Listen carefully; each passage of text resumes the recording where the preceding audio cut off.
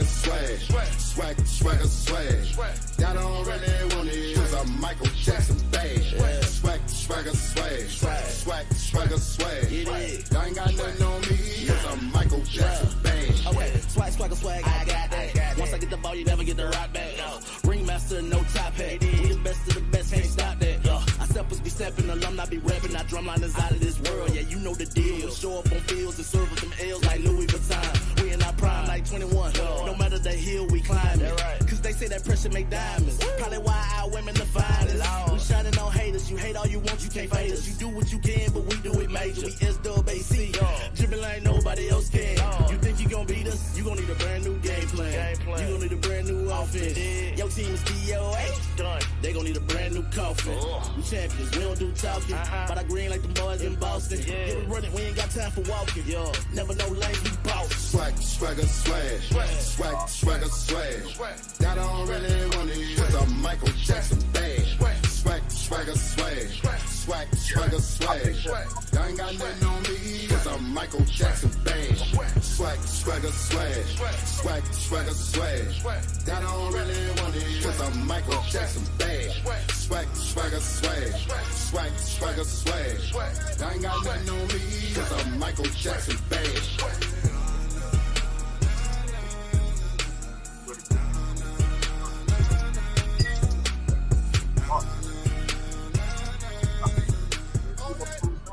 Yo, what's going on? It's your boy Lionel, class of 2009, and you in with PV versus everybody.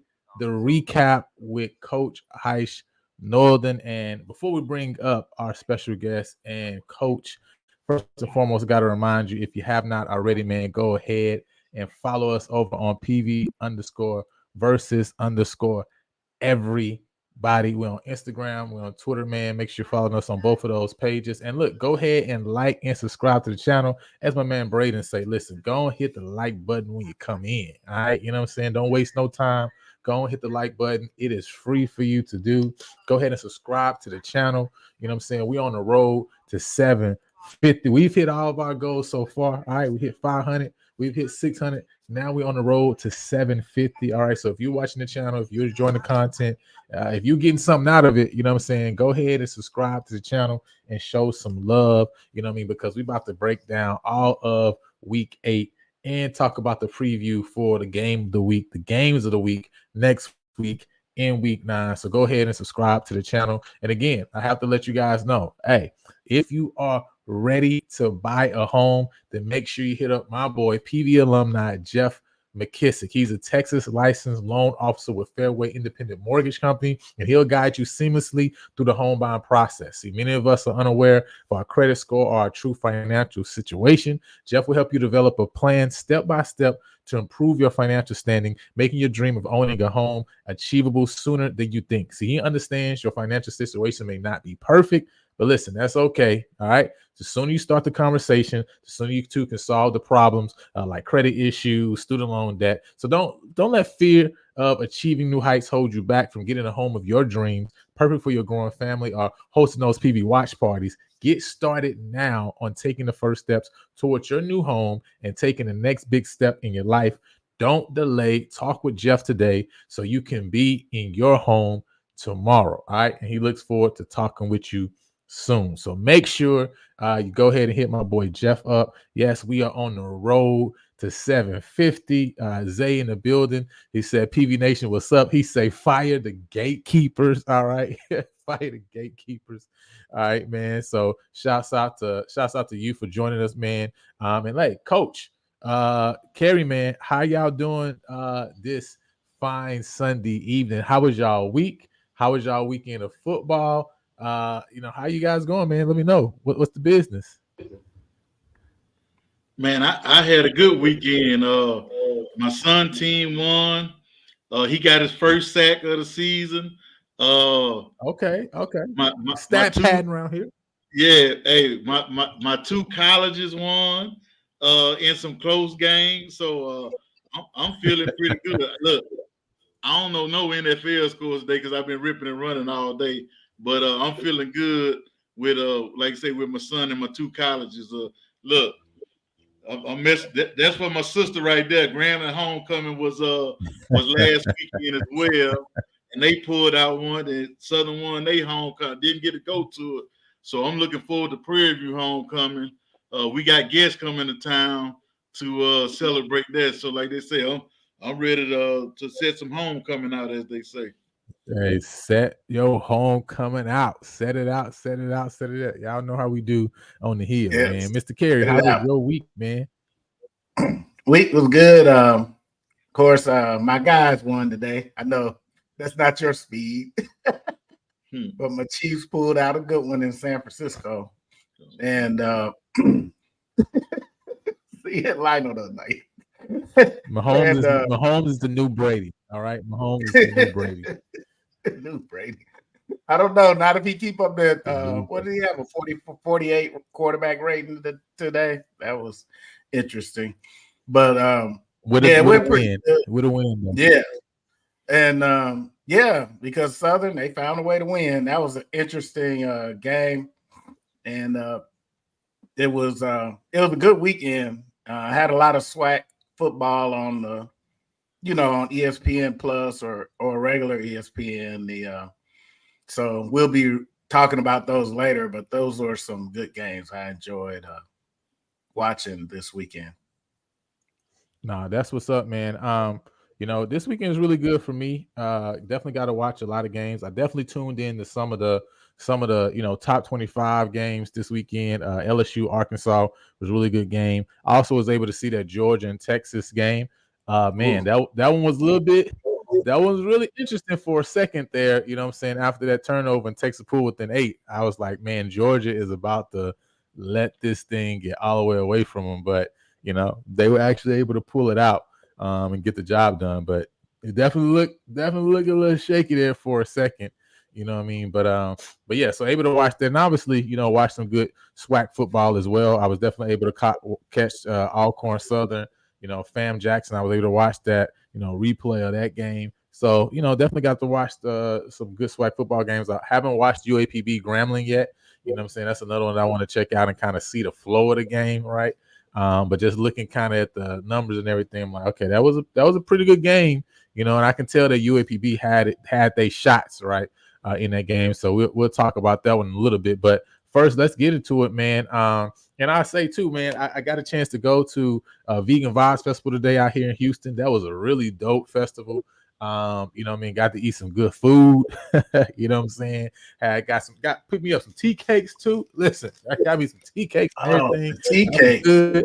Oh man, I ain't had tea cakes in so long since that's my thing right there. Walking out of church, and we used to always have a church lady selling all type of flavored tea cakes. Okay, so this has been like 20 probably years in the making since I've had some good tea cakes. So I saw tea cakes, I was like, oh, $4, I gotta grab those. I ain't gonna lie. So I had to get me a cup of tea cakes. You feel me? So I'm ready, man. I'm ready. I got my fuel right here. You know what I'm saying, to get me through this evening. So let's jump straight into it and talk about it. Y'all already know how we do it. First and foremost, what's up? Week 8, give me your winner and give me your biggest loser in week 8, Coach. Oh, man, the biggest loser, you got to say I'm a tie between Fam and Alcorn because they were in the running for first place on each side and lost the game. Right. The biggest winner is, I'm going to have to say Grambling because they stayed alive and Jackson because they stayed in first place as well. So, and then you could throw Southern in. It's almost like the same thing, but it's hard. It would have been super hard for Grambling had they lost that game. So now they keep their hopes alive, and now they can still almost make it to where the Bayou Classic can be winner take all. Mm-hmm. Yeah. Carrie, what you got? Biggest winner and biggest loser? Biggest winner to me was I would say Southern, because they took back control of their destiny. And And biggest loser is Alcorn because they could have been way out in front by themselves. And Southern's homecoming, they invited the right purple and gold this year because we've never lost their homecoming in a while. So they got the right one. So and the offense struggled. So it was right there for them, definitely, for Alcorn, and then they just kind of let it loose. So yeah, my biggest loser is Alcorn for sure. Okay, gotcha. Yeah, I'm gonna definitely have to go. Biggest winner, Jackson State. Without a doubt, I'm gonna have to go Jackson State for biggest winner. Being able to get that game in wraps. You really look at their schedule and kind of say who really can knock them off, right? Throughout the rest of the way, and definitely can two teams knock them off is an even bigger question, right?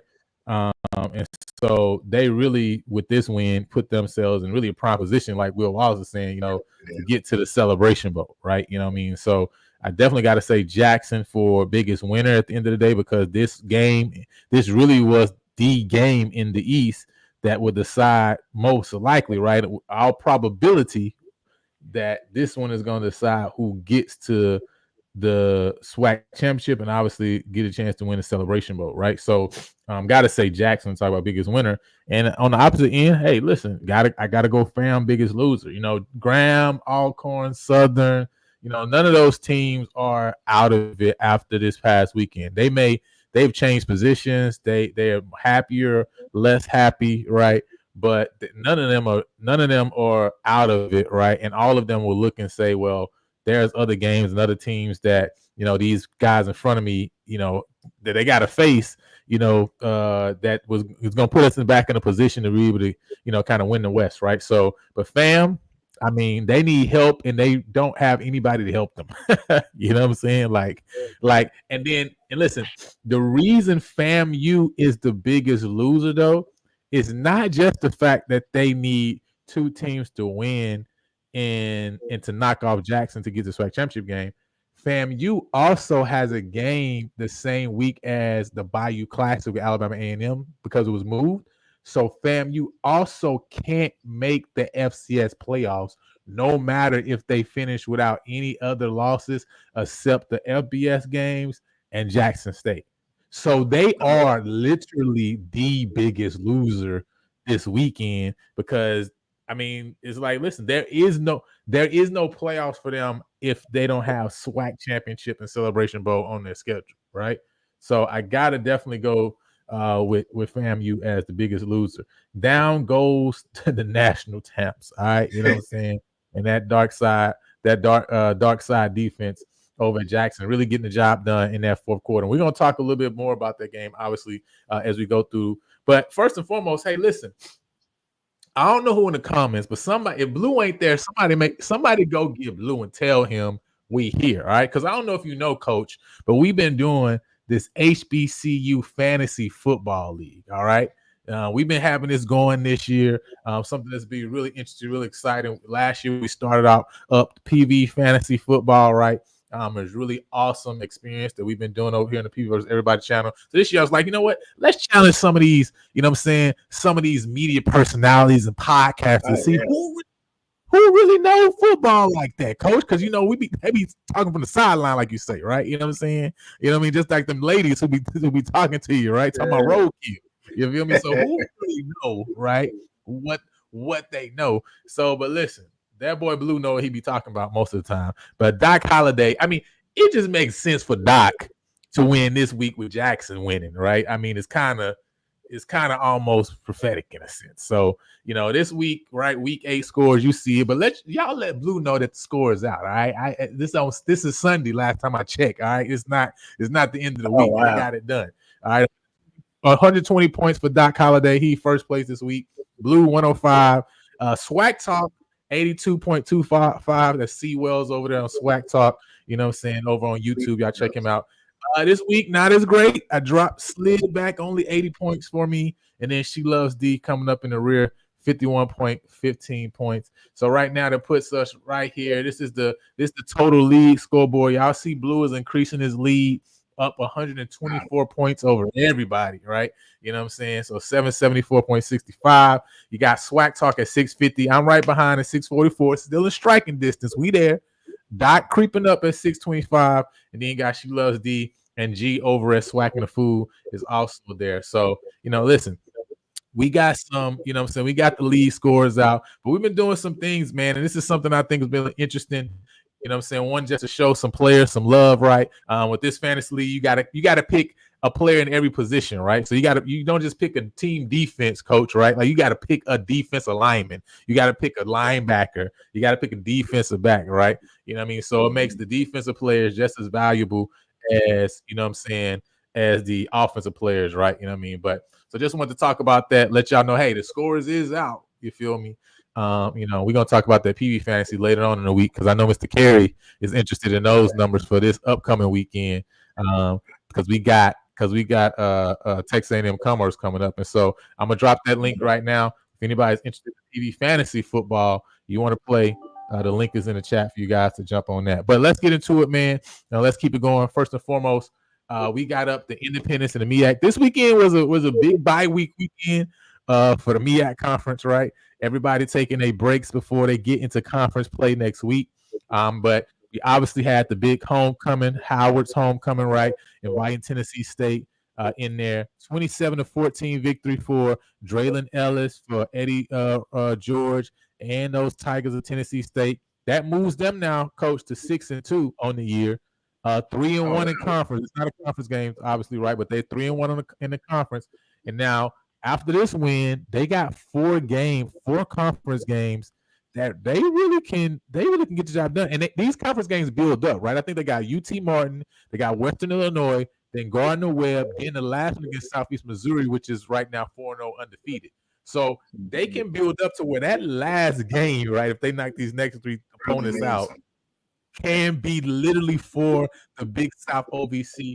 I just want to know, before we get into the game itself, what do you think about Tennessee State being in this position? This, I think, is year 5 for Eddie George, right? What do you think this does for, this program, what this does for this fan base? Obviously, they got to finish it out, right, and get it done. But what do you think about what this does for this fan base? Because I don't think they have a schedule that would get them in if they are at large. Because, they had UAPB, Valley out of conference, right?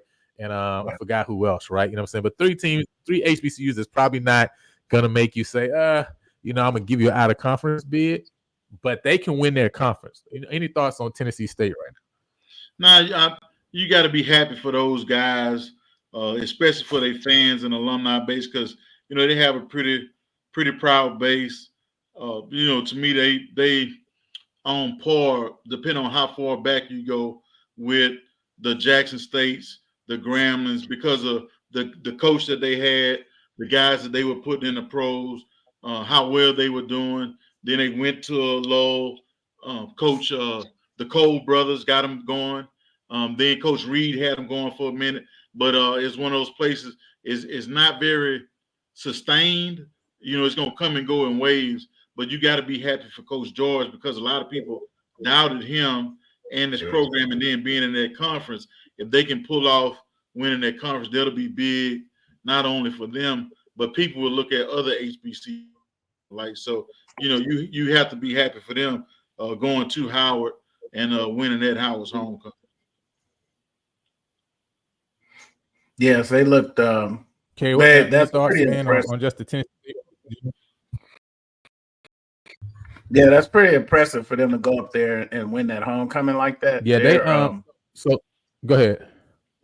Oh yeah, so I was just saying they're looking pretty impressive, and like you said, with just the conference games remaining, I'm thinking Southeast Missouri going to keep up that trajectory they're on.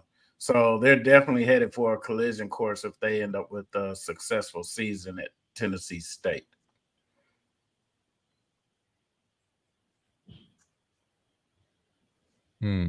Yeah, I think they're definitely doing well there. When you look at, the stats from this weekend, one thing that stood out obviously was, Scroggins was 6 for 21, 33 passing yards, 2 interceptions.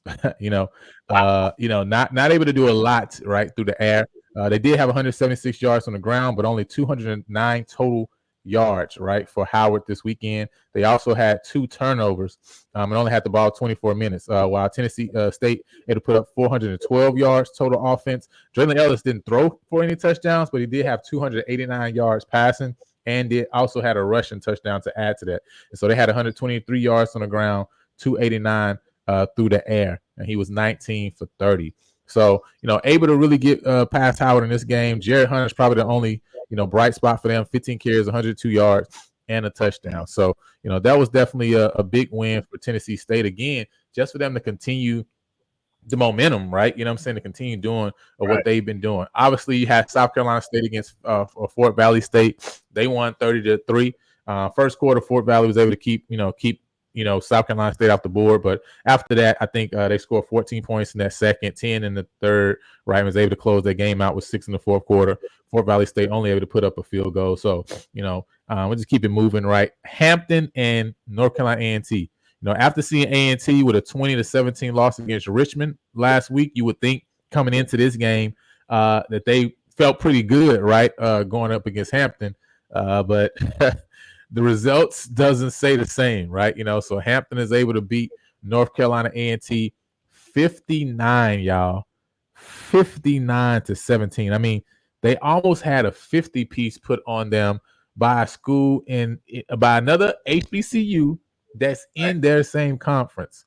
That's pretty crazy, right? Looking at the stats, all together, of course, North Carolina A&T was actually up 14-3 after the first quarter, but then Hampton goes on to score 21 points in the second, 7-3 in the third, and then they put up 28 points in the fourth quarter. 436 total yards for Hampton, 299 for North Carolina A&T. North Carolina A&T only 59 rush yards this game, and also over 113 penalty yards, right? You never want to see more penalty yards than rush yards. That lets you know you're in trouble, right?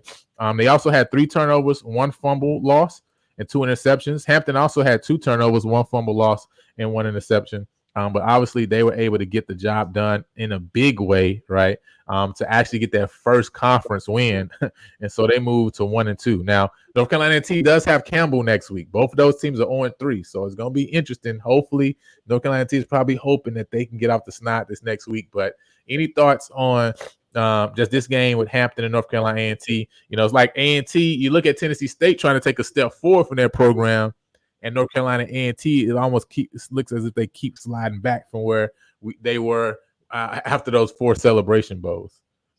It would be interesting to see sort of what changed up there. Is it just because they changed conferences? Sometimes you'll see a program take a step back, and I know A&T is one of the top HBCUs in terms of enrollment, reputation, all that good stuff with the academic side, but are they putting themselves in a situation where they might not be able to get kids in school that they used to get in school, and now their football program is taking a hit because you got to recruit it. It takes a minute to adjust academically, recruiting-wise. So it'd be interesting to see how, if that's the case, or is it just a step back because of a new coach, philosophy? Has anything changed on the administrative side? But like I say, that was 2 homecoming losses right there with A&T and Howard both losing. And A&T homecoming is a whole different ball game. So you don't know what those kids were doing maybe before, because they might have taken Hampton for granted, and they homecoming, they step out of there. Wow. Hey, well, Hampton's saying, hey, listen, they may have took us for granted, but they was up 14-3 in that first quarter, so they just couldn't sustain anything from there.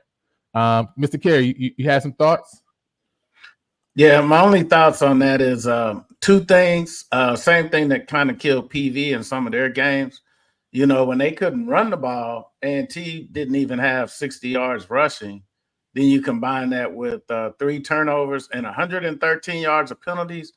And like I said on the show before, the number of yards of penalties are bad, but it could be, when did they get those penalties? Like that first down that you thought you had, and then you get a holding call. Those kind of things swing the whole momentum, because I saw that, the quarterback had 240 yards of passing, but he did have 2 picks. But, you know, and those picks could have been, you know, at a key time where they were having a drive and probably in scoring position. And it also didn't help that their kicker only hit 1 out of 3 kicks.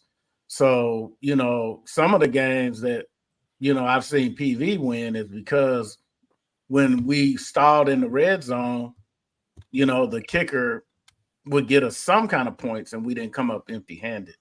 So it was just a bad game. And wow, that had to be tough to watch during homecoming. Yeah, A&T has not had the best. Remember, they used to be the bully of the MEAC, and they haven't had the best of fortunes since they left. No, that is very true right there. You know what I'm saying? So when you talk about this, I want to ask you this, Coach, and just get your opinion. I see Keep It Up fam in the comments, you know, talking about celebrity coaches before we move on to the SWAC. Not specifically this individual, right? You know what I'm saying? I you know, it's not necessarily about any individual per se. What's your thoughts just about, you know, because with Dion, obviously Dion's Dion. And I feel like Dion's kind of his own category. You know what I mean? He's completely separate than anybody else. You know, what's your thoughts on just that kind of celebrity person, right? That big name, I guess you would say, right? Coming to the SWAC or the MEAC. Do you think that's something that could work for programs? Or do you think that, listen, that lightning in the bottle that you saw with Dion that everybody wants to replicate is not something that really is possible outside of somebody like, I mean, it's like a one-off, right? What's your thought process on that? Well, coming from a guy that started off coaching, now, I didn't have to be a grad assistant, I will admit that.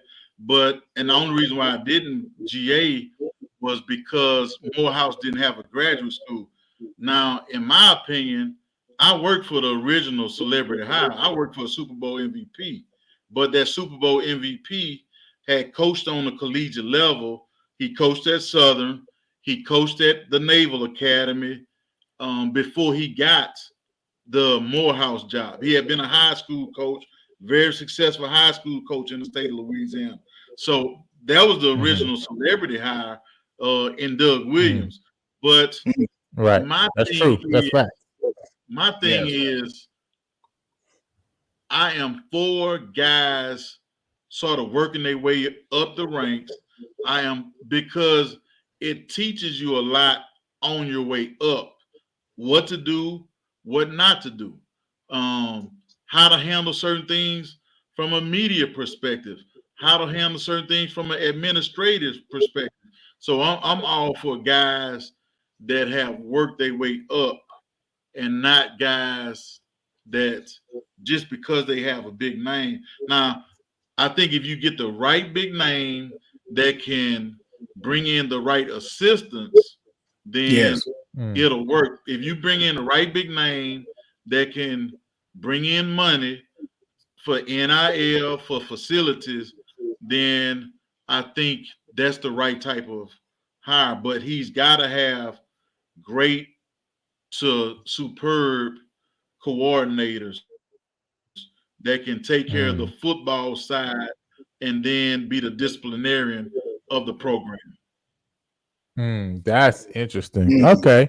That's interesting. I get you, right? You know what I'm saying? So definitely big up those who to work their way through the program, right? Because obviously you definitely learn lessons along the way, but not completely against it if it's the right name. And it makes sense. Because if you can kind of have, and the question with that is going to be really the money for the coordinators, right? And for your assistants, you know, when you talk about HBCUs and some of these programs, you know, and what they're trying to do, you know, even with A&T, and this I feel like goes with not just celebrity coaches, but I would say also white coaches too as well. You know what I'm saying? It seems like a lot of HBCUs don't want to pull the trigger on white coaches, but you know, like Rodney's mentioned A&T right now. I mean, listen, you already you in a whole nother conference, right? You know what I'm saying? It's almost like, why wouldn't you even be open to something like that when you done completely went and joined a PWI conference, right? You know what I'm saying? So, you know, I think at that point you might as well open yourself up to any and everything. You know what I'm saying? Whatever it is going to get the job done, right? So, but anyway, I just wanted to ask that question because I did see that in the comments. And before we also move on, I want to bring this up because I thought this was very, very interesting. Seeing this from this past weekend. I'm gonna share my screen. This was something that was shared on Twitter from SSN Prairie View, A&M. It says the PV UAPB Friday night game on ESPN brought in more viewership than multiple G5 contests this past weekend. So this is from the Pre's weekend. It'd be interesting to see the numbers from Jackson and Fam on ESPN U2 as well. I said this proves the viability of the SWAC should provide a basis for a more lucrative and beneficial media rights deal. If you look some of this, and this post came from UAPB, but if you just look at some of the information, right? Highest weeknight SWAC game since 2012. For Prairie View, the most viewers since 2018. Pine Bluff, largest audience since 2015. And it outdrew the 2021 SWAC championship game, which only had 137,000 viewers. More viewers than even the SEC game with UAPB earlier this year and 129. And you can look and see some of the games that it surpassed, right? So you talk about Marshall and Georgia Southern, right? Low FBS, a G5. Ohio Central Michigan, MAC conference, right? Toledo and Buffalo, MAC conference. Force and New Mexico, right? You talk about, Mountain West, out there, right? Idaho, Montana State is another FCS game. Then San Jose State and Colorado State, two teams that's looking to move up into potentially maybe like a Pac-12, right? You know what I'm saying? One, of course, San Jose State is going up there. Got UTEP, West Kentucky, and then North Texas, Florida Atlantic. What does this show anything or tell us anything about the viability maybe of the SWAC or how lucrative the SWAC could be, from a media rights standpoint, Mr. Carey? Like, do you think that, these numbers like this do you think that we can really see a deal that maybe is in line with something like a low FBS conference coming to the SWAC? Because the new media rights deal is supposed to be coming up, I believe, within the next year, right? And so is this something that is kind of foretelling and showing that the SWAC is really going to be able to kind of get their hands on a little bit more of those financial means from like an ESPN? Because one thing I think is when ESPN losing their share of things, right? ESPN is kind of losing access to a lot of other stuff and programming. And listen, if you got schools in these even in FCS conferences, right? Because we always say like we're FCS, but we do a lot of things on our own. It's almost like FBS, right? You know what I'm saying? And so if you can have programs that, man, they would bring viewers and eyes, why not lean into that and say, hey, we know a Jackson and Fam could do numbers. South North Carolina and Central and Alabama State do over 500,000 at the beginning of this year, right? So we know people will watch. They will put their eyes on Black college football. Do you expect the numbers from this new deal to be in line with something in lower BS, or do you think we still won't see something as lucrative as that? What's your thoughts on that? Well, my thought is it's kind of like looking for a job. You could get that same job title as the next guy, but if you don't know your worth and stand on it, then you still won't get that deal. So to me, it depends on our leadership. The leverage is there. And like you just said, we have the numbers to show it, but it's whether or not they want to lean on that leverage. And, our leadership is just going to have a better poker face and understand that because there are options as, other platforms grow and that kind of thing. We got to make them understand that because like you said, they're losing other things. So they need to replenish it with something. And I really believe that if our leadership can stand firm and really hold them to the fire on these numbers, then we could get a bigger piece of the pie. Mm-hmm. It's just if we trust our leadership to do it or not.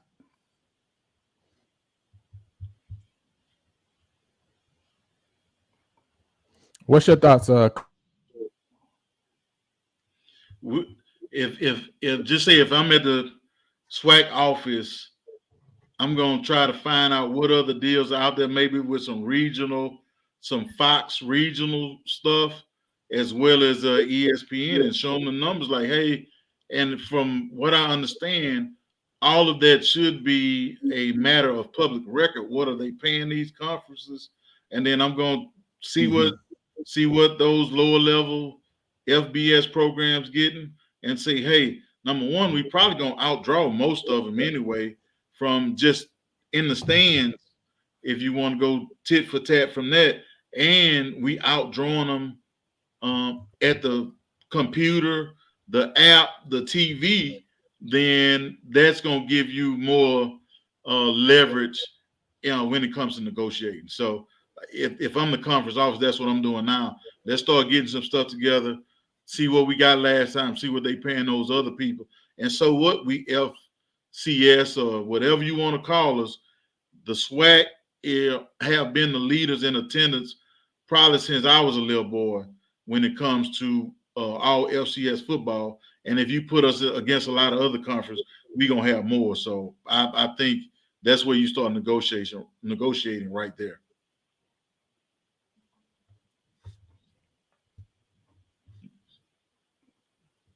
I think we might have got a little stuck there, but I agree totally because that's why I said our leadership got to stand firm on the leverage that we have against those other conferences, and understand that because I've seen conferences that don't draw nearly like the SWAC, and they get, TV time, air time, and like you said, we need to find out what they're getting paid, and I'm sure our leadership can find out and make sure we're getting a fair and equitable payment for an even better product.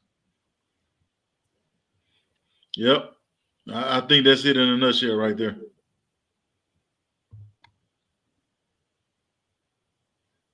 And our people got to participate and actually jump in there and watch as well, so we can get those numbers. And, people got to subscribe to that ESPN Plus and get those numbers up. And with that being said, can you guys hear me? Yeah, we can hear you now. That being said, can you guys hear me? Okay, awesome. So having a little technical difficulty on my computer, so I'm joining with my phone audio. Having a little technical so let's keep it going, man. So I'm joining with my phone audio. Let's see. So let's keep it going. So let's talk about first and foremost. We got Bethune Valley 20-10. This game was a 17-10 game in the fourth quarter. Valley was able to come in and get the job done, right? To actually get that. I mean, Bethune was able to get that job done and get that win.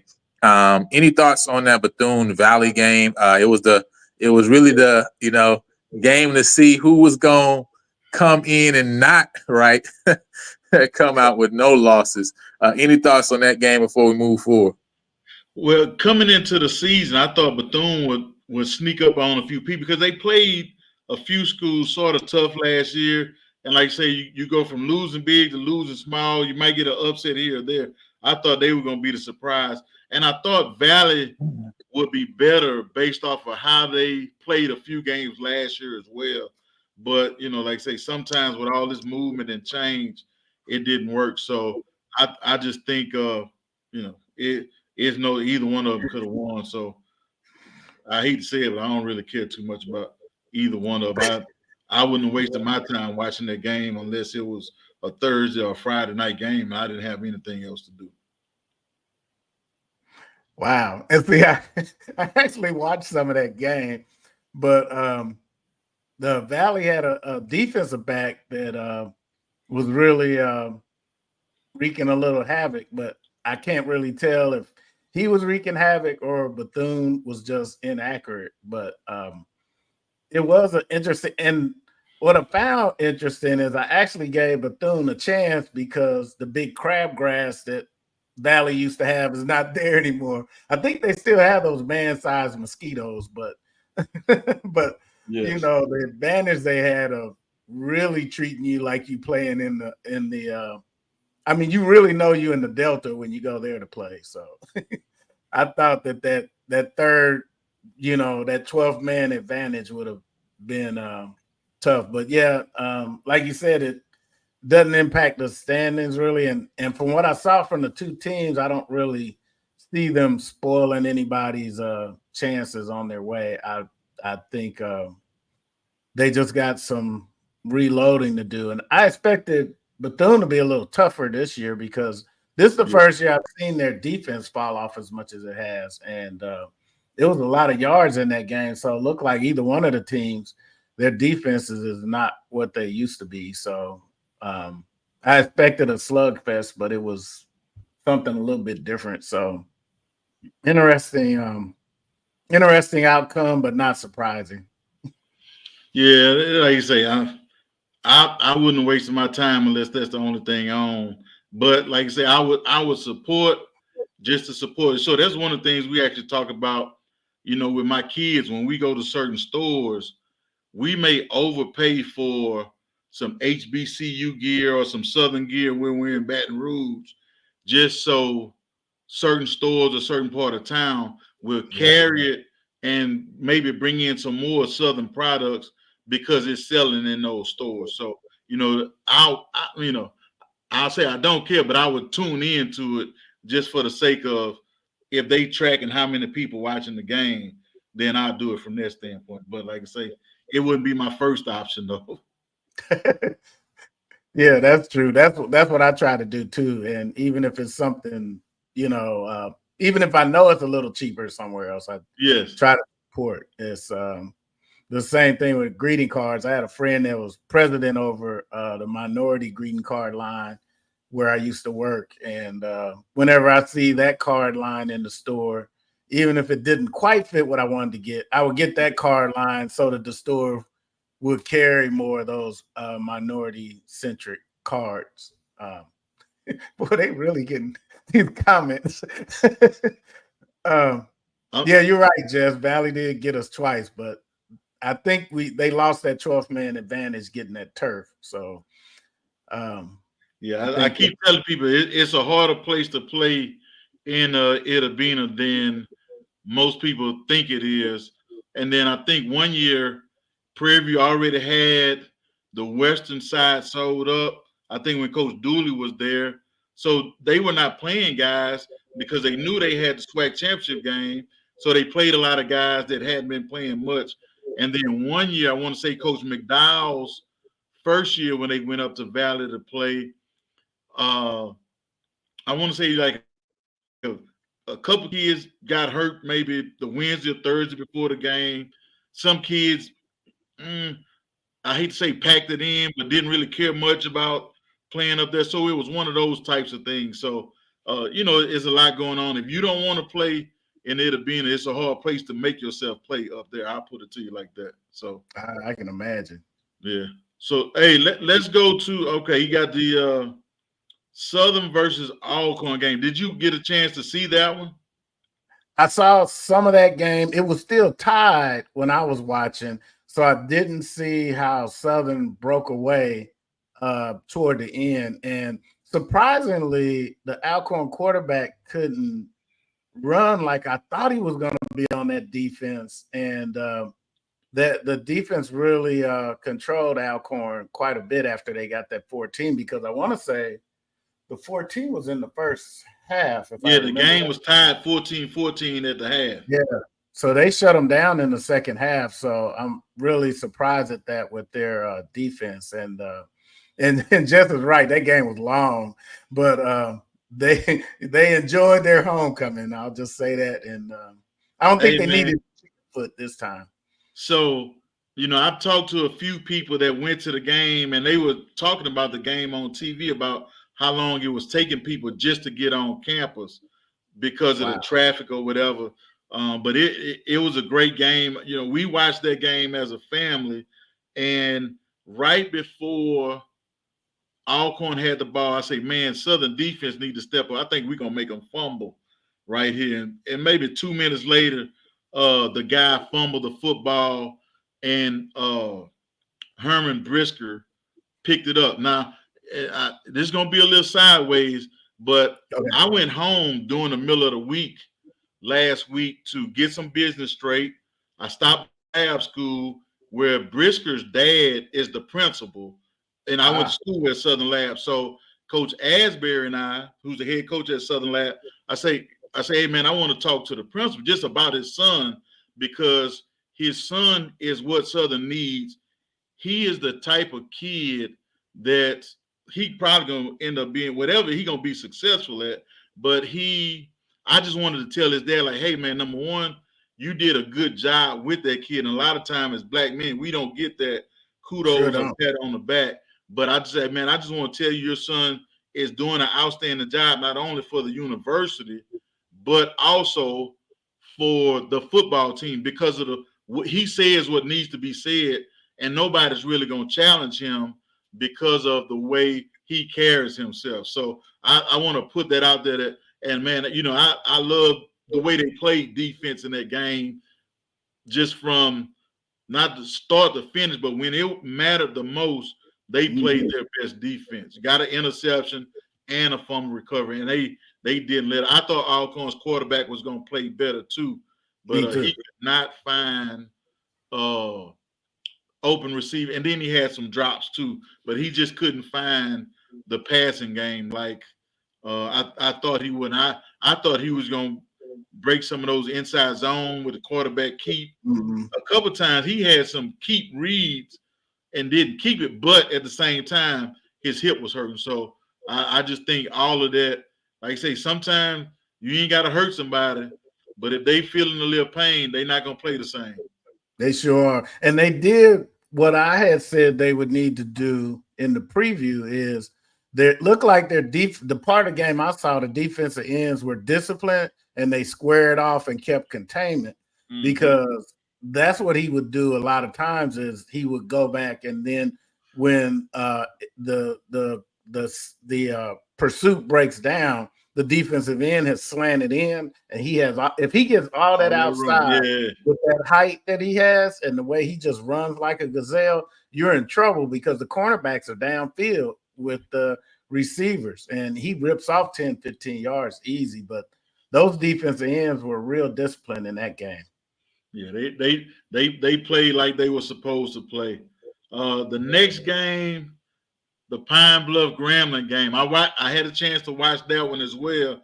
We pretty much watched that one as a family, pulling for Grambling to pull that one out of their homecoming. Couple big plays. Grambling's defense really stepped up when they needed them to. And Pine Bluff's quarterback, he had some drops, but it was some big hits that I think changed the momentum of the game, got Grambling going. They had some big hits that they didn't get targeting on, which would have really affected the game.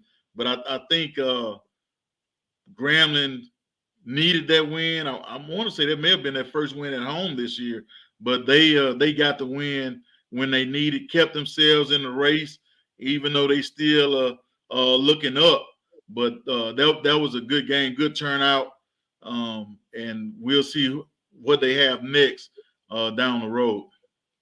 Yeah, that was an interesting game. That's another guy I didn't get to finish watching, but Grambling had a lot of penalties in that game, so I was surprised they were able to pull that out. But what I did see is, as we know, UAPB is young, so I did see some key mistakes in that game because yardage-wise, they pretty much matched up. So, and then with Grambling having all those penalty yards, I think, let's see, UAPB, they only had 15 penalty yards. Yes. So they really played discipline for a young team, but there were some passes that they missed that they didn't miss against PV. And at all. And it wasn't like that receiver, he's just good. But they matched them up, but Grambling had some key drives when they had good field position and was able to pull it off because they were neck and neck at first, and they kind of pulled away toward that second half. Pine Bluff had a shank punt and a turnover that really gave Graham the short field position, and like you said, they took advantage of that. Yes.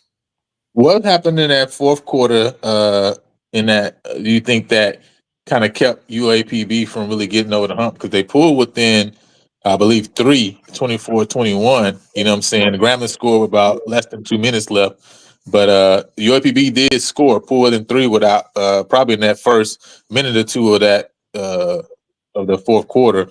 But yeah, just couldn't get the job. Couldn't get over the hump and complete it, which would have put them at 2-1, right?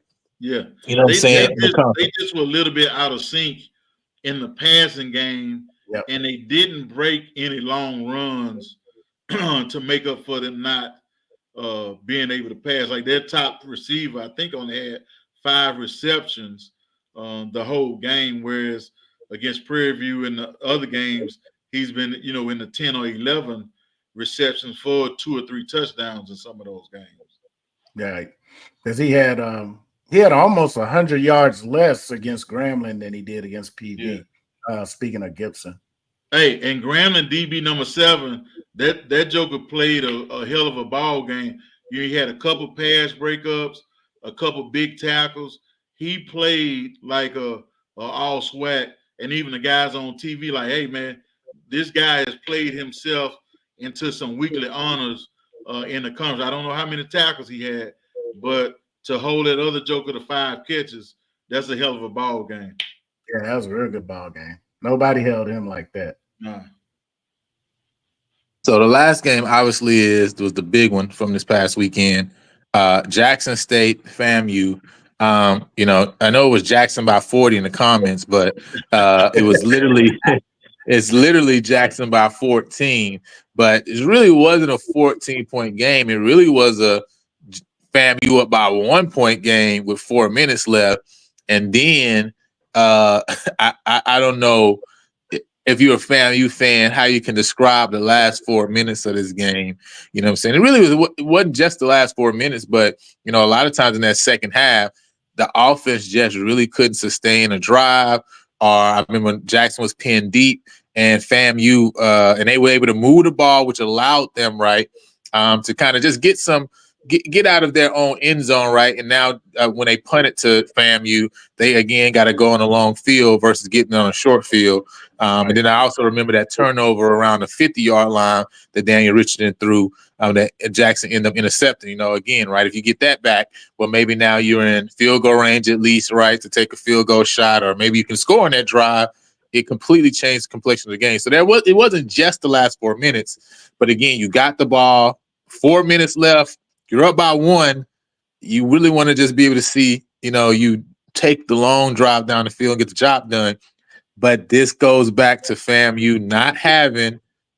We talked about it week in and week out that yes, you look up, hey, they got over 100 rushing yards, but they haven't been a team that runs the ball successfully game in, game out when they are ready and want to, right?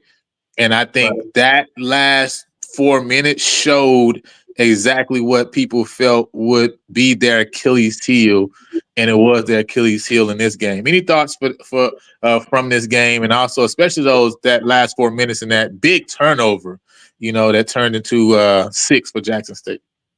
Yeah, I didn't get to see it. Like I said, I don't know what's going on with my ESPN and my ESPN app that I didn't get because I like to go back and watch it, like say from a coaching standpoint to see what happened. But I know Jackson scored a defensive touchdown, and 9 times out of 10, if you score a defensive touchdown, even with both teams having, FAM had 3 turnovers, Jackson had 4, but that turnover led to immediate points for Jackson State, where FAM still had to get yards and score, but Jackson's defense, held up. And like I said, I just wanted to see, did my theory hold up with the way that Jackson State defense was going to play against FAM, load the box, make them have to throw the ball, not be able to run it, and see. And I see FAM only had maybe 60-something yards rushing. So in my mind, I'm thinking they may have played, like I say, some people call that gangster defense on them, play man-to-man, 6 or 7 in the box, and see what you're going to do. And Jackson pulled it out at home. Like I say, the Vet, a hard place to play. Even though it wasn't a packed house, but it's still a hard place to play and win. Still hard. Yeah, they definitely use that. I think they definitely packed the box. I mean, if you go back and look, that Jackson was saying, like, we are not going to let you establish a running game at all. We're going to make you beat us through the air. And somebody mentioned it, right? First half, I think it was number 13, right? He's the one who got beat on all 3 of FAMU's passing touchdowns, right? And then after that, you didn't see him no more. he was gone. So I guess TC and the defense coordinator decided to go ahead and make that move, and then they kind of solidified it for the rest of that game, right? You know what I'm saying? Which sucks for that kid, right? But at the end of the day, you know what I'm saying? You gotta, hey, listen, you gotta put players in that's gonna make plays, and so go ahead, Mr. Carey. What was your thoughts on this one? Yeah, I was just gonna say because Northern was right. They did run that, that Bear defense where they had somebody in all of those gaps and dared them to throw. But also when they didn't run the ball, they were harassing the quarterback pretty bad because they were all in there and they just dared them to beat their one-on-one in the defensive backfield. That running game was really something too because Fam wasn't able to run, but JSU ran almost 250 yards rushing, and they really put the pressure on them when they were able to run the ball because they kept the ball longer, being able to run. And that scoop and score was a backbreaker because the game was tight when that happened, and it still was like you didn't know what's going to happen now, and then they got great field position again with another turnover. So those were key. And I think if the game could have went a little longer, it still would have been tight. But yeah, I'll just say their defense is opportunistic. And it reminded me, it's not like their offense didn't play the way it played against PV in the 2021 championship, but it reminded me of that because their defense was opportunistic and just made things happen because it made the score look bigger than it really was if you followed the flow of the game. And people are laughing at me for saying it, but it was kind of the same way when PV played them. The score wasn't indicative of the flow of the game or how hard we played against each other. They had a easy pick six, and a couple other things that were opportunistic. So it was a good game. It should have had a lot of viewers because it turned out to be a pretty good game. Yeah, I think that was really interesting. It's a really interesting fun fact. Will Wallace says FAMU hasn't scored a single point in the second half against Jackson State in 4 straight games. That's a pretty interesting fact, if that is actually a fact. But when you talk about being able to get the job done, I think, hey, listen, you look at FAMU and they've had a lot of close games, but they just kept being able to get over the hump. And I think that's what I thought and was leaning on to say, hey, they played better competition throughout this year. We keep seeing them being able to close games out. And I thought they were going to be able to do that. And they were in that position. I think what they've showed to me throughout the season was, hey, up by 1 point with 4 minutes left, we're going to grind this out. We're going to get down to under a minute, probably kick a field goal, and then we're going to kick it deep, and Jackson's just not going to be able to get in the end zone, right? That's kind of where you feel what's going to happen when you look at how that game went, especially that second half. I think the first quarter was a really blazing first quarter points-wise, but then they settled down because it's like, hey, listen, we forgot what kind of game this is supposed to be, and then it was a knockout drag 'em, from that point on until, like I say, those last 2 scores, which really don't make it indicative of how close the game was. But if you are FAM, coach, what I'm saying? If you're Coach Cozy right now, I mean, what do you tell your guys, after you kind of halfway through the season, getting the job done, game in and game out, and now you essentially drop the game that, for all intents and purposes, right, over the last 3 years has been, if you drop this one, that's it. This is it, right? You know what I'm saying? And like I say, with a caveat, and why they were my biggest loser today, they don't have a chance to go to the FCS playoffs, right? Because of that Alabama end. You almost want to be like, listen, we just forfeit, all right? Y'all have it, all right? You know what I'm saying? If we get in, like, listen, y'all just get it, all right? We just going to go handle our business, all right? You know what I'm saying? But obviously the game rescheduled. What do you tell your guys now, man, after one of this? Man, it sounds crazy. At the end of the day, as a coach, you pretty much preach the same thing every week. You have a game. Coaches say games are made to be fun. The only fun thing about football is winning, so you might as well win. So other than that, it don't matter. You play for a winning record, you play for a winning conference record overall, and then you go from there. Other than that, because some of those guys are still going to be playing for NIL deals. Some of those guys are going to be playing to get in the transfer portal and hope somebody picks them up. So it ain't no go lay down and not play. I mean, I don't know why you would. If you have some pride about yourself, you go out there and play football the way it's supposed to be played. Because football is too dangerous of a game to go out there half stepping. Because when you half step playing football, you wind up somewhere getting taped up or getting a cast put on or something like that. No, you definitely can't go out there just doing something. You gotta play with intention, or else somebody that's playing with intention is gonna make you pay for it. So Yes. you definitely gotta have passion and pay attention and play with technique the whole time you're out there. And this is a tough game because I'm not sure if I see anybody that's going to slow JSU down. So you're right, FAMU probably was our biggest loser for that weekend because they controlled their destiny. And the thing about it, definitely controlled their destiny, man, but wasn't able to get it done. With that said, hey, we're going to move on to our next segment. This one is interesting. You know what I'm saying? And again, right, I apologize for the technical difficulties. Not able to get in on the computer right now, so my slides aren't up. But we're going to get Coach on, you know what I'm saying, right now, just to talk a little bit about, I think, what's a super interesting topic. And I want to hear you guys in the comments. Some of you guys have been around the SWAC for a long time. You know what I'm saying? Some of y'all,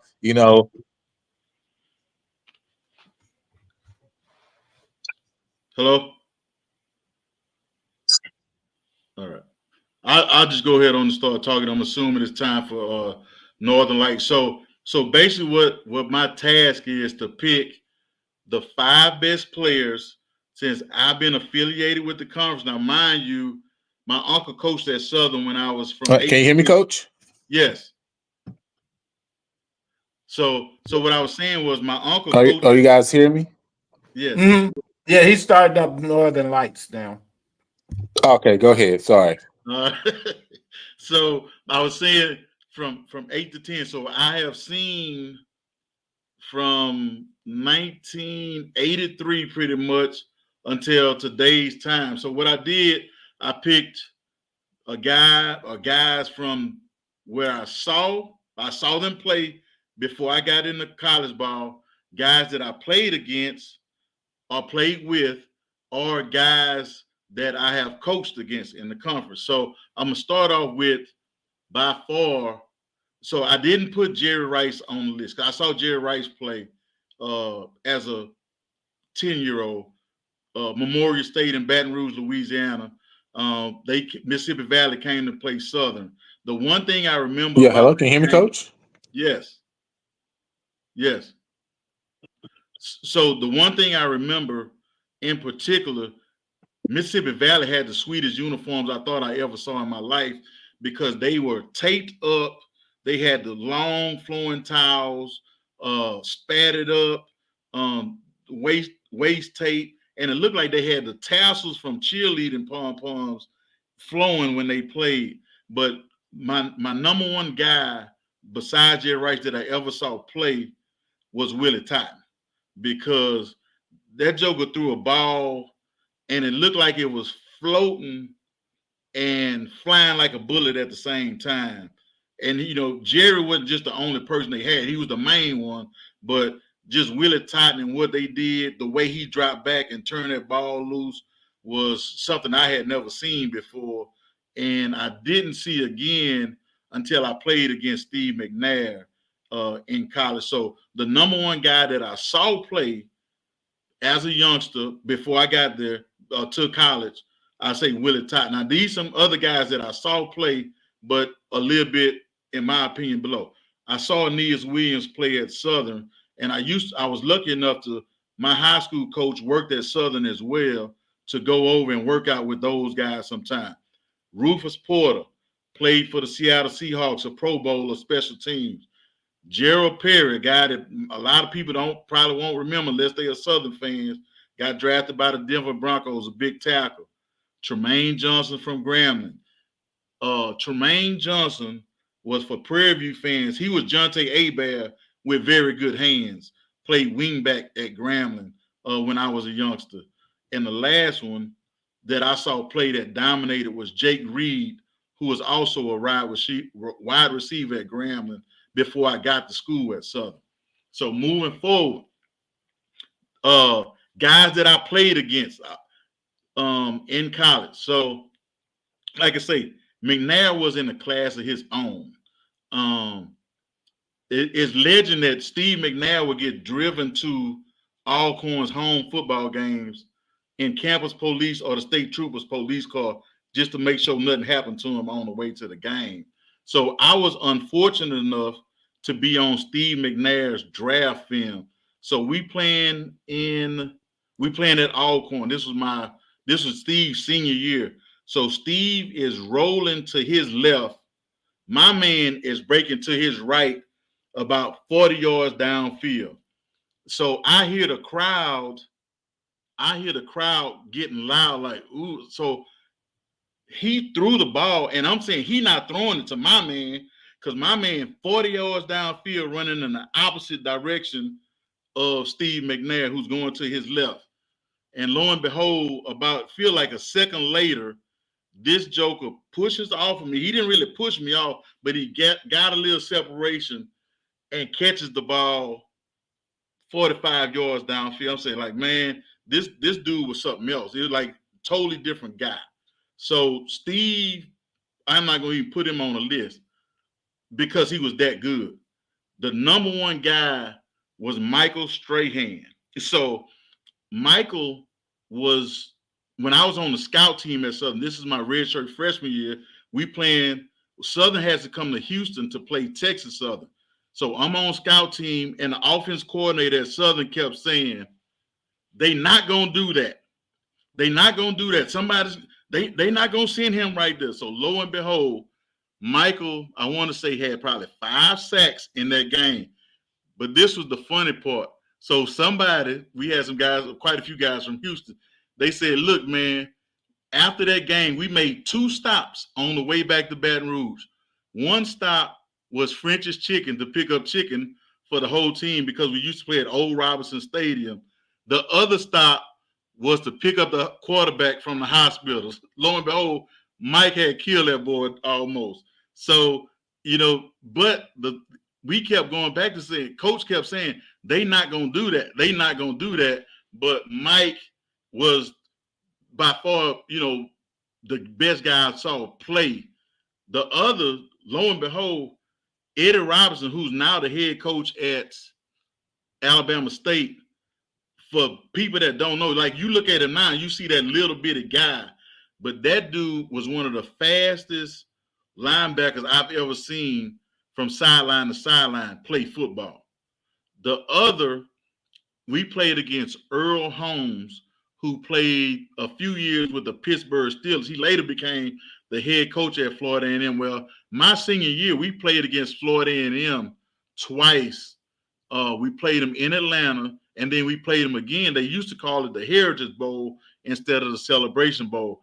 And I want to say both games, he probably had close to 40 tackles. He was a guy that, 6'4", probably 250, middle linebacker, number 45, just sitting in there like, whatever, y'all do whatever y'all want. I'm going to make the tackle. And he wasn't playing when he came to make the tackle. So those are the best guys that I played against. Now, coached against Teron Armstead, who was the offensive tackle at Pine Bluff. He was at Pine Bluff when I was coaching at Prairie View. Now, Teron, if you look at him, he seems to be the nicest guy in the world. Well, one year we played, man. Yeah, nah. My daughter just asked me, I asked her for a drink 30 minutes ago. But anyway, so we play Pine Bluff, and if you know anything about Pine Bluff Stadium, it's a lot like Prairie View, where there's no track around it, and there's not that much room. Well, Teron blocked one of our players. I want to say he got a hold of a linebacker and blocked that joker all the way to the fence at the bottom of the bleachers over there in Pine Bluff. So a few plays later, we had to take a timeout, and I walked over there on the field, and I say, "Hey, big man, you ain't have to do my guy like that." And then he pointed, and it was about 3 scouts that were there to watch him play. He said, "I had to do that for them, coach." So, that was all he could say about. But that joker was a dominant force amongst the SWAC football players. The other one, I coached against Robert Mathis when he was at Alabama A&M. Now that joker would wreak havoc on your whole run. Everybody just thought he was a pass rusher, but he could play run defense as well. Wasn't a real biggest guy, but you talk about a motor. We had a guy at Grambling. That joker made Black College All-American. We played them twice in 1 year. We played them up there, and then we played them in the championship game in Birmingham. And I think the guy, Brandon James, gave up 1 sack in 2 games and pretty much made All-American for keeping Robert Mathis in check. Now, he made a lot of other tackles, but that joker was a football playing Jesse, as they say. Wasn't the biggest dude, but was a good football player. The other guys that I have coached against that I thought dominated SWAC football, number one, Michael Hayes, transferred from LSU to Southern, big 6'5" wide receiver from Opelousas, Louisiana. There was a bad mamma jamma right there. He gave a lot of people the blues. Bruce Eugene, not even close when it comes to the smartest football player I ever coached in my life. Bruce could throw it. He could throw it underhand, sidearm, over the top. He could read your defense.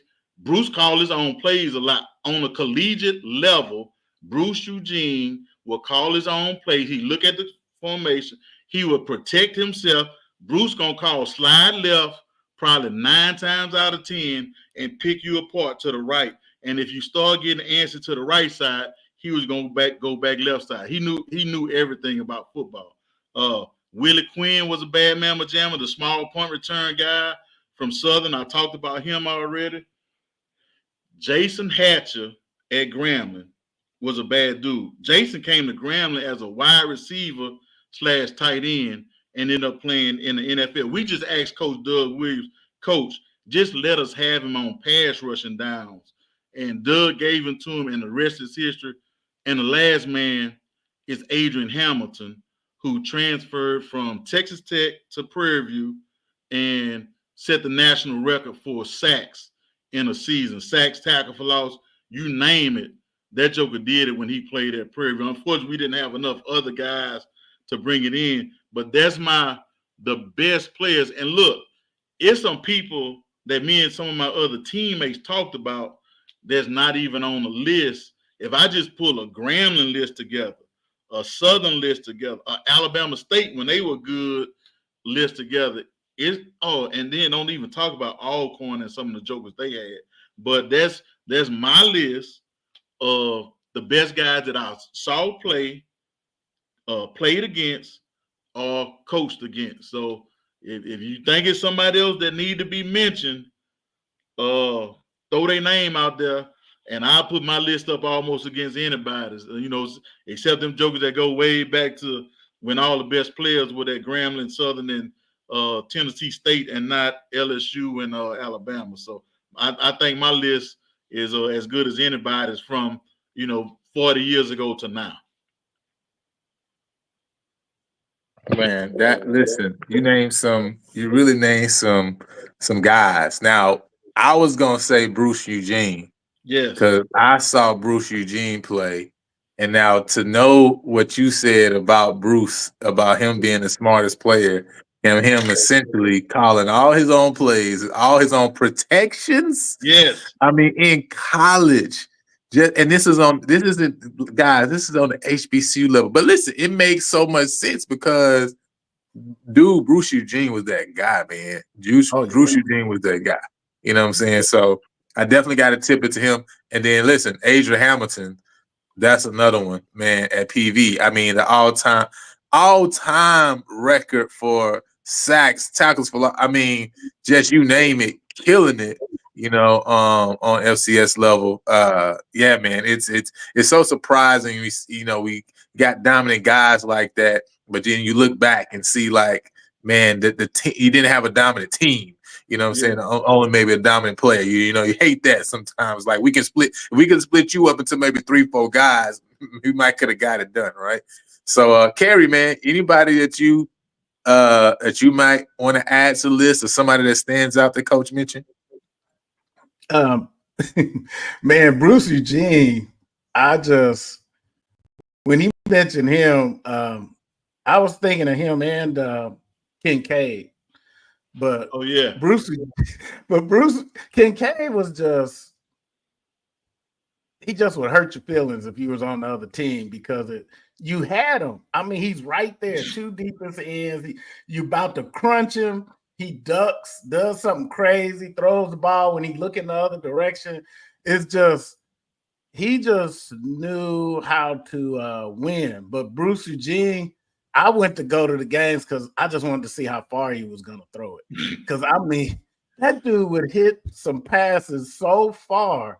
And I'm like, him and yeah, him and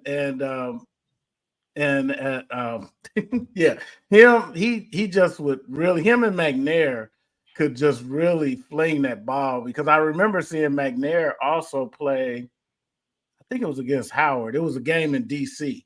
And man, I forgot who he was playing against, but it must have been 700 yards passing in that game because they were just flinging that ball up and down the field. That was one of the craziest quarterback games. I was going to say, that may have been, I think Howard had Jay Walker, who does That's the who game. it was.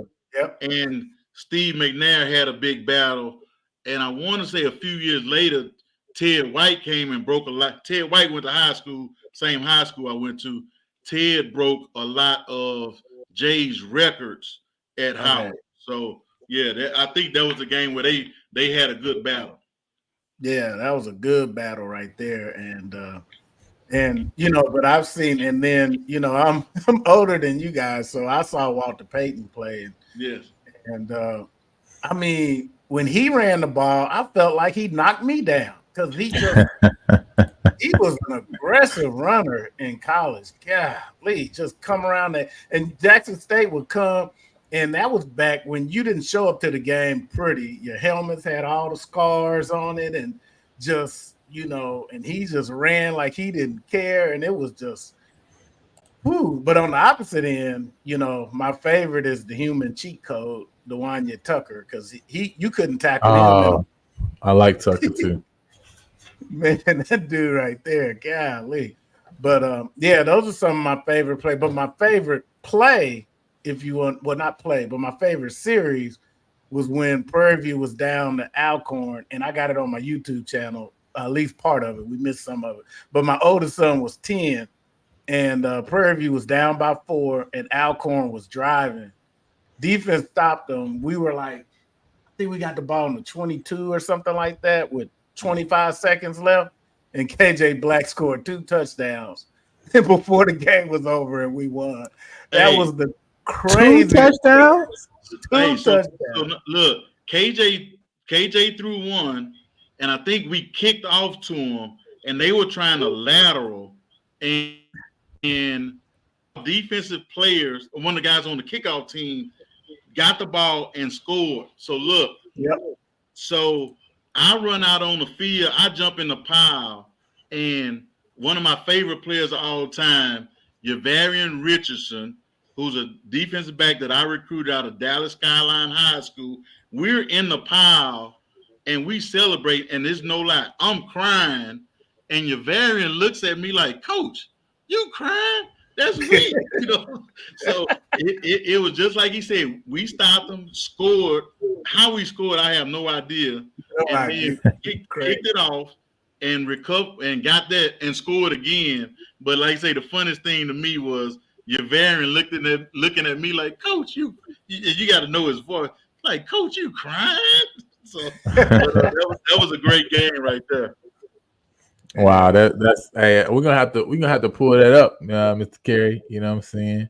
So people can check that out. You know, it's so interesting. I was looking up Adrian Hamilton numbers.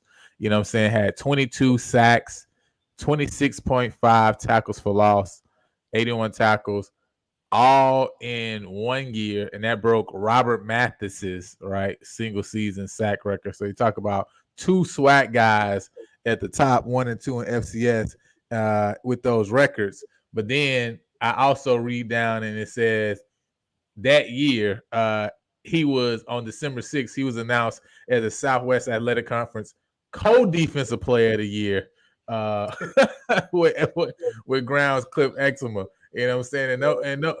No knock on Cliff Exuma, but it's still funny to think that you have somebody who breaks the all-time sack and tackle for loss record, and yet in your conference, they're only a co-defensive player of the year. You know, and so the swag been making decisions like this for a long time, apparently. Okay, this ain't nothing new for the conference. But man, Coach, we appreciate you for taking us along. Jess said, listen, this is her favorite part of the show. You know what I'm saying? Northern Lights, man.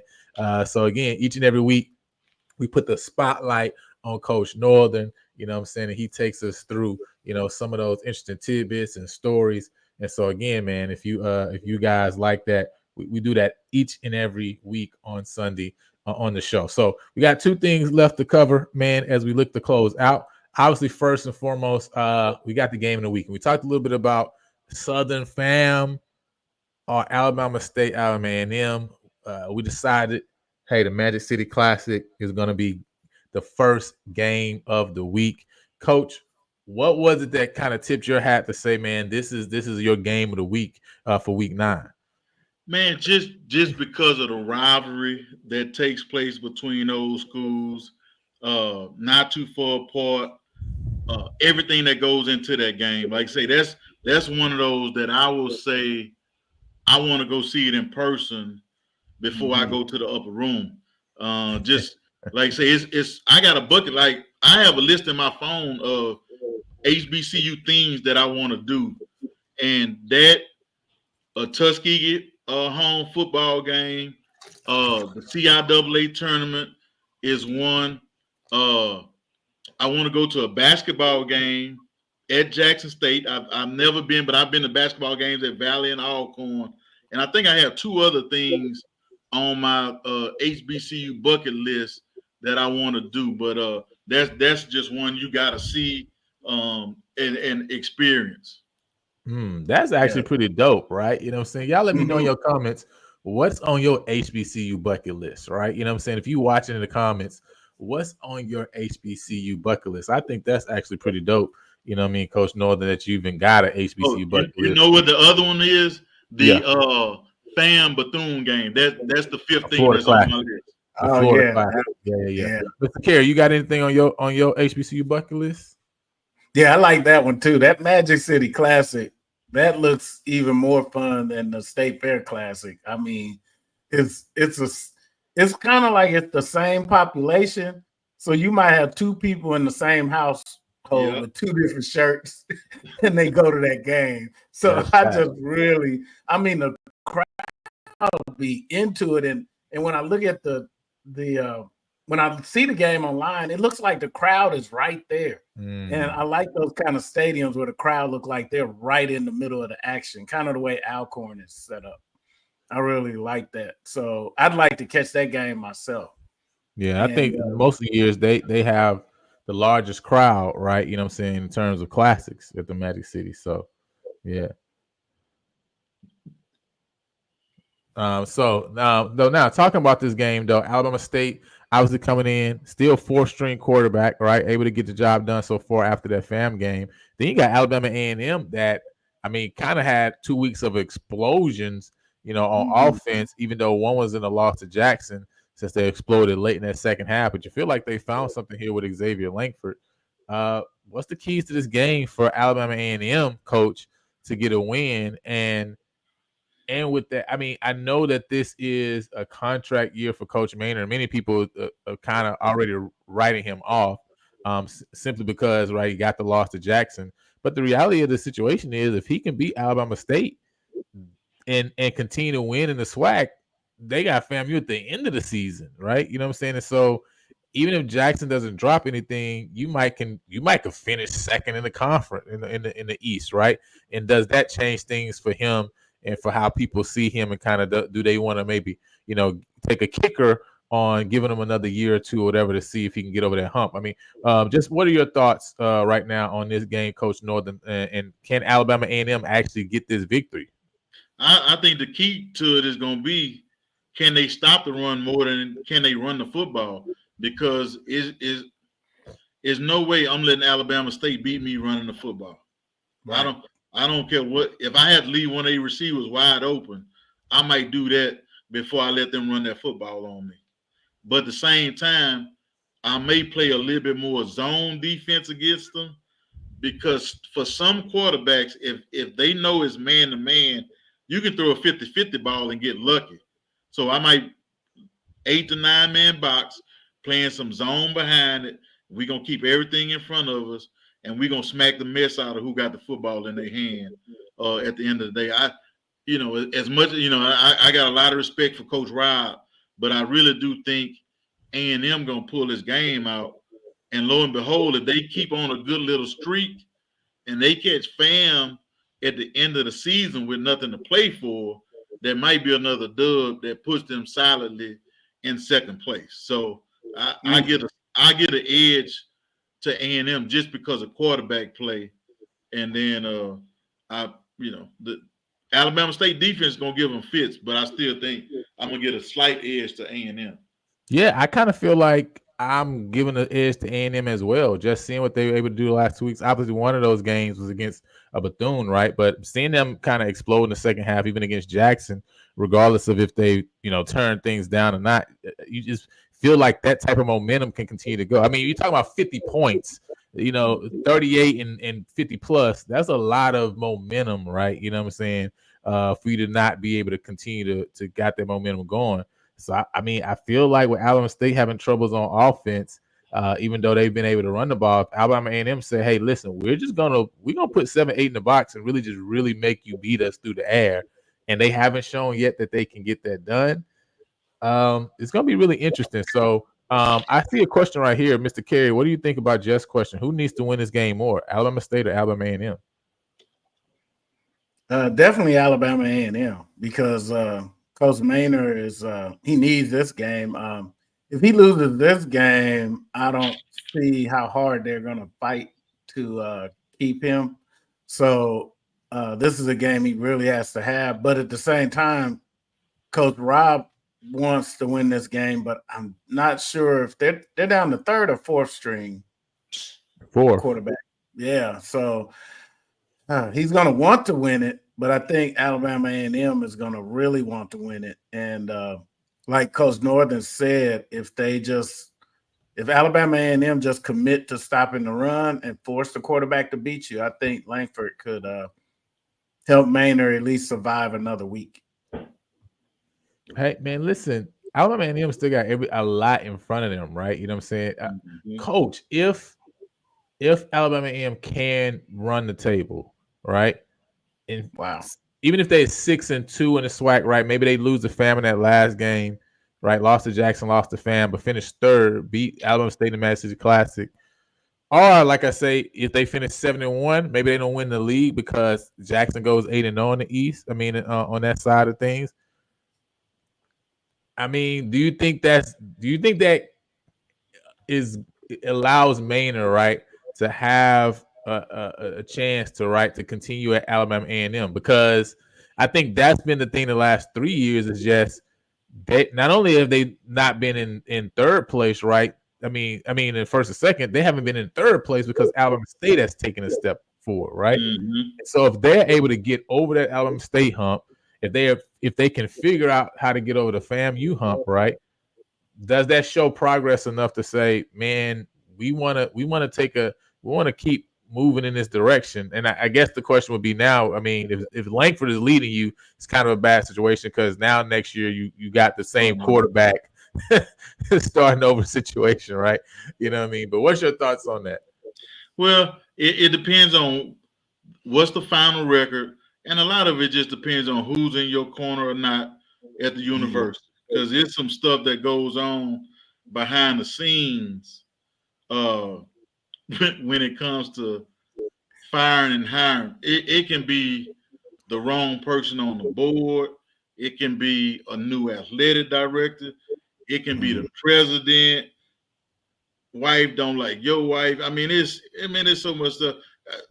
We need to. I guarantee you, we need to do a Northern Lights on getting fired. I'll tell you some stories. I'm gonna tell them like they mine, but I got some stories about getting fired and some. Oh wow. It's some stuff I can't tell.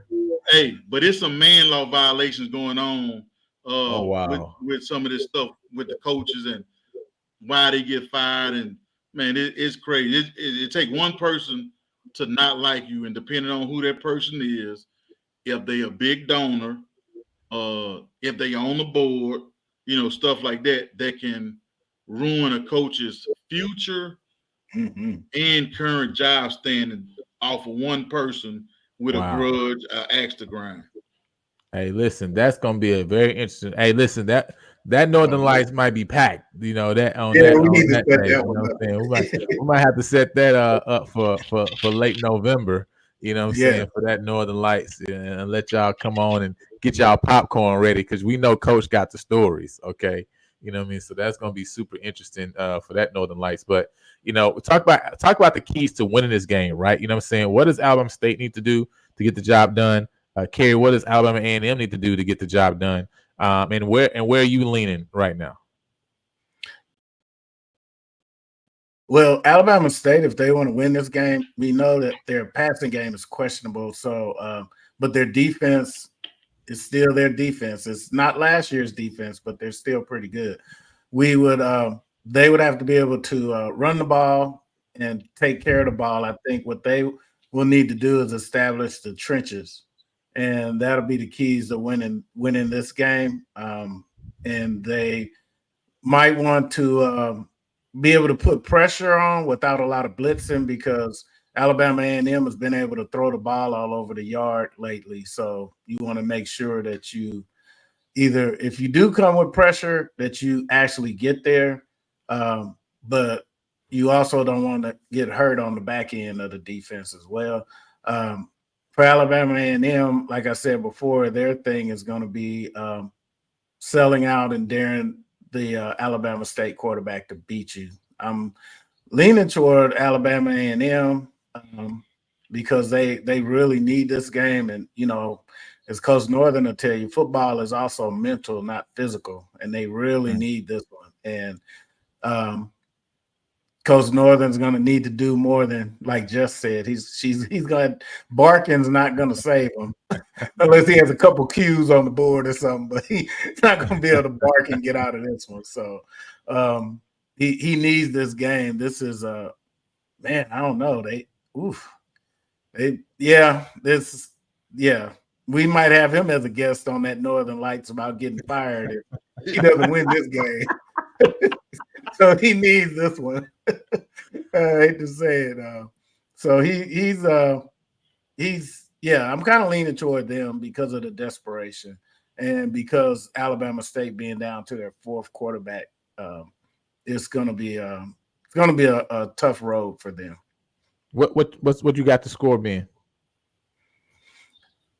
This game, I don't get a lot of points against Alabama State. It's not going to be a 50-piece like they've been doing, but I see this game being more like a 28-20 kind of game, or a 24-28 kind of game in favor of Alabama A&M. Okay, so we're going to see if they get the job done. I'm leaning Alabama A&M as well. My question is really, can you keep Alabama State under 200 yards rushing? We know that they're going to pound the ball, right? We know they're going to run. They're going to be specific about getting the job done on the ground. If they have over 200 yards rushing, I think we definitely see an Alabama State win, because that means they were able to control the clock for long periods of time, right? Keep you off the field, keep their defense fresh. And so that's kind of the number one stat I'm going to be going back to look and see about that game. But I think Alabama gets the job done, right? You know what I'm saying? I think it's a close game. I'm going to say, 21-20, right? You know what I'm saying? I think it's going to be a really, really close game. You know what I mean? But I think they get the job done. When you're talking about moving forth, right? Going to PV versus Texas A&M Commerce for homecoming. All right, you know what I'm saying? We just had a lot of homecomings this past weekend. Obviously, big homecoming, big PV homecoming coming up this weekend. Coach said he gonna be there, bringing some folks through. Hopefully, as you moving around, right? You know what I'm saying? You eat good. You know what I'm saying? And hopefully you get some food in your system, so that way you know your feet don't be as tired.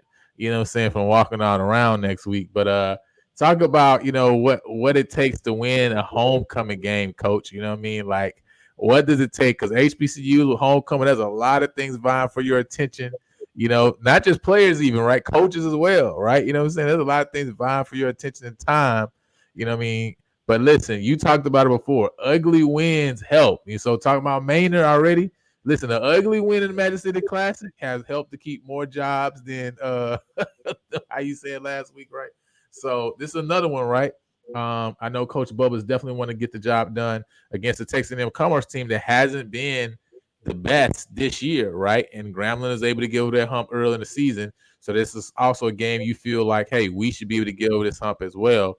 You know, and it's a team that likes to turn the ball over. They like to give the ball away. They like things. This is like Thanksgiving. It's a Thanksgiving team. They love giving. Okay, so talk about the keys to this game, Coach, from your vantage point. So my thought process is, number one, it's the same. Winning non-conference game, to me, it's the same fun, but you have to take it a level higher. It has to be, you have to win a turnover battle, sound in the kicking game, no block punts. A block punt for a touchdown or a punt return for a touchdown is a backbreaker, is a big momentum changer. So you can't have that. The other thing is when you get opportunities to make big plays, because everybody knows Kingsville will give you the ball. You have to make sure that you take advantage of the dropped interception, or when they fumble, we got three guys around the ball. We can't let their one get it. So we have to make sure we take advantage of when they give us a turnover opportunities, maybe getting a defensive score, stopping the run. I think those are the biggest keys to winning a non-conference game. No matter, like I say, no matter who you playing against, that travels, that formula travels well against non-conference schools. No, that's big. Kerry, man. You know, PV, we talked about the turnover battle. Hasn't won a lot of turnover battles, but now you facing a team that, again, like we talked about, likes to get the ball away. Do you think PV can kind of win the turnover battle this game, which will help their offense, right? Put them in positions to where they have the shorter fields. We talked about the UAPB game this last game. A lot of the long fields kind of got stagnant around the 30 of UAPB. Do you think PV can win the turnover battle this weekend? And do you think PV wins this game? And give me your score. Well, this game, what concerns me is the Lions have played differently in each of their games. Some games they rush for a lot. Some games they pass for a lot. This game is kind of weird because if we can't stop the rush, we won't force them to put the ball in there. And so I just want the team to not get caught up on the record. And they didn't seem like they were that good when you force them to go to the air, but they do get a lot of yards. They don't get a lot of penalties. But right now, because of how the season is going, I don't know where they are mentally. But at the same token, when it comes to out of conference games, I don't know where we are mentally. You know, some people had the attitude that, well, it's just not a conference game. It's okay. But I want to win every game, and especially an out of conference game with a school like this, because we're going after the same recruits. Mm-hmm. And so this game should be interesting. If PV can play without 120 yards of penalties, and we don't get too pass happy, because against some of these non-conference schools, you got to run the ball, or else if they see that you're only going to pass, they make adjustments to that. So what concerns me the most with this game is second half adjustments. We could be up 21-0, but if we don't make any halftime adjustments to counter the adjustments they're going to make, then we could watch ourselves slip this game away. And but I'm hoping that homecoming is kind of underrated at our school, but the crowd participation really helps in a game like this. We're going to have a lot of people at the game. And I just, this is my plea to however many people watching us to don't sit on your hands and make some noise, especially against the other team. Make them not feel at home. And that also would help us with this homecoming game. And we got to, just because you look across there and that's not a familiar opponent, you still got to want to beat them.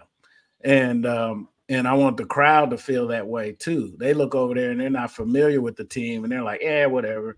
And they won't be into it. So I don't want everybody to leave after halftime because homecoming's a long time.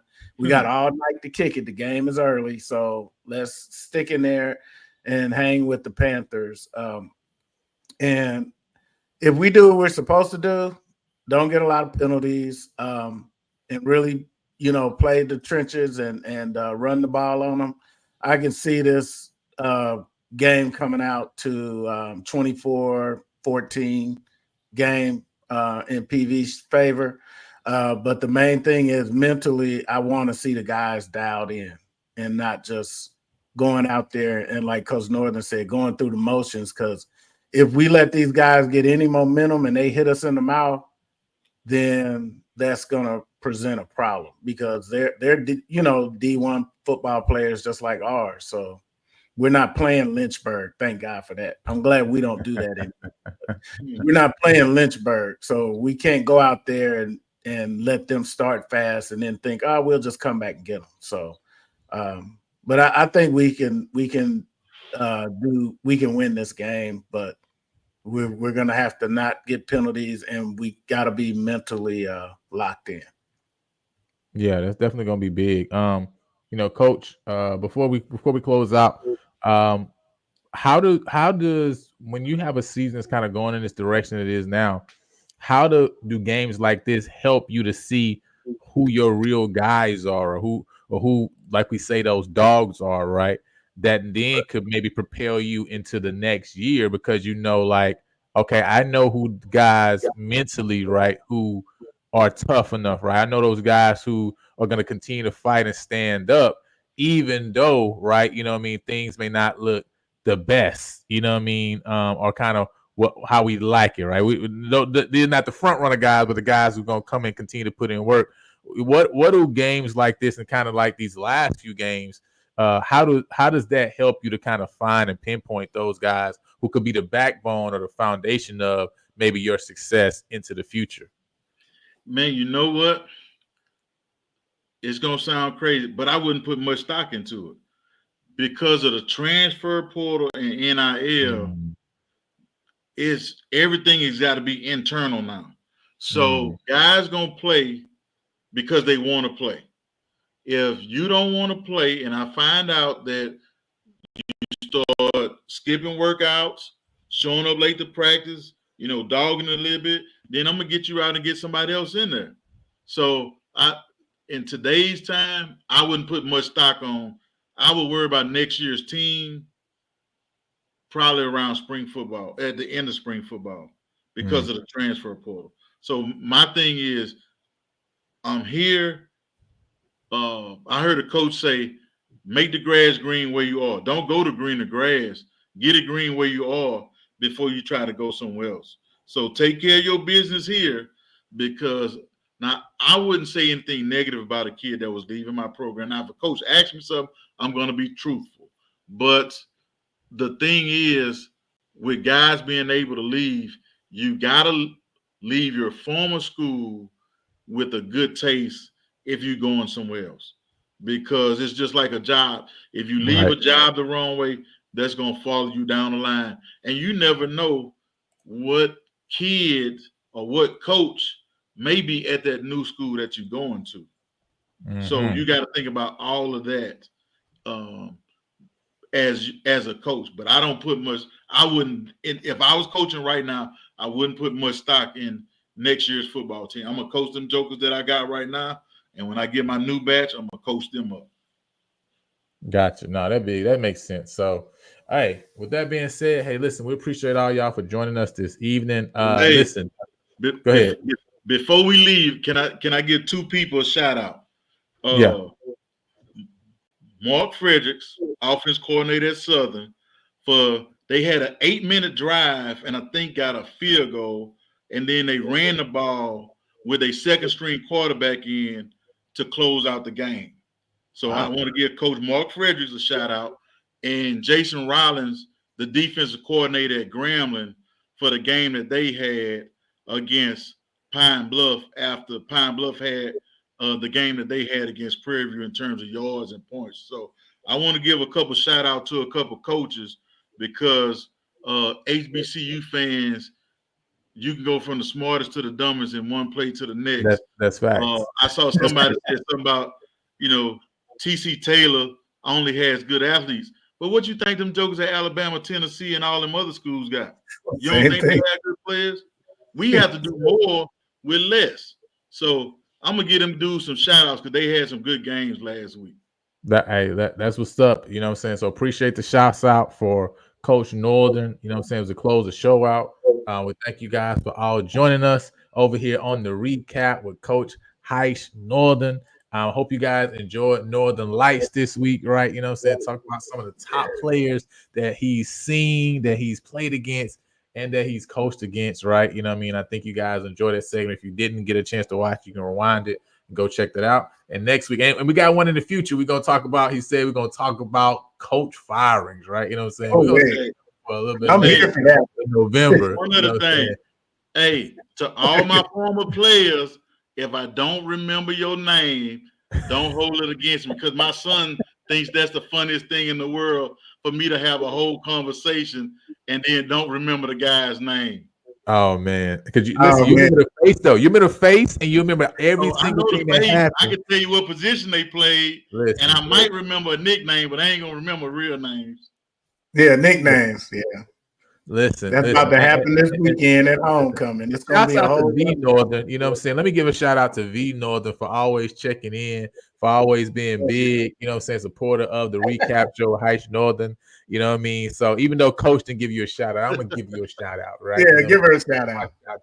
You feel me? You know what I'm saying? Let me shout out some fans. He shout out some coaches. Let me shout out some fans. All right. You know what I mean? So he got the big Grambling shirt. You know what I'm saying? I ain't gonna tell you what he told me he's gonna do with the shirt, you know what I'm saying, before the show started. I'm gonna leave it, but you can ask him on your own. All right, you know what I mean?